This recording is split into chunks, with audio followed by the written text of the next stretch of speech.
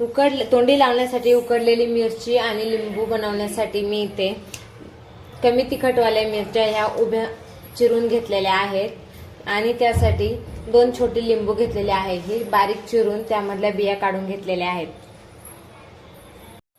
तर आता इथे गॅसवरती मी कढई गरम करण्यासाठी ठेवलेली आहे. त्यामध्ये मी थोडं तेल टाकलेलं आहे.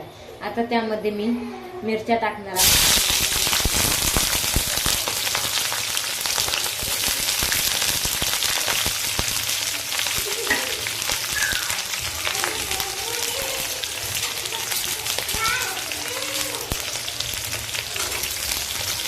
आता या मिरच्या मी चांगल्या परतून घेते.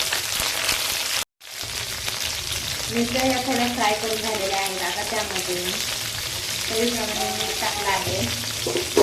त्यानंतर थोडीशी हळद. आता त्यामध्ये मी बारीक केलेले लिंबू टाकणार आहे. आता हे पुन्हा एकदा चांगलं परतवून घेते. आता ह्या मिरच्या मी पुन्हा एकदा चांगल्या परतवून घेतलेल्या आहेत. त्यामध्ये मी थोडंसं पाणी टाकते.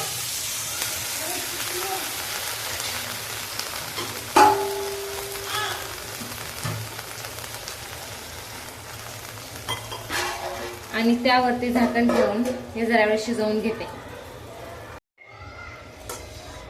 आता ही मिरची मी पाण्यामध्ये चांगली शिजवून घेतलेली आहे. उकडलेली मिरची अशा प्रकारे आपली तयार झालेली आहे.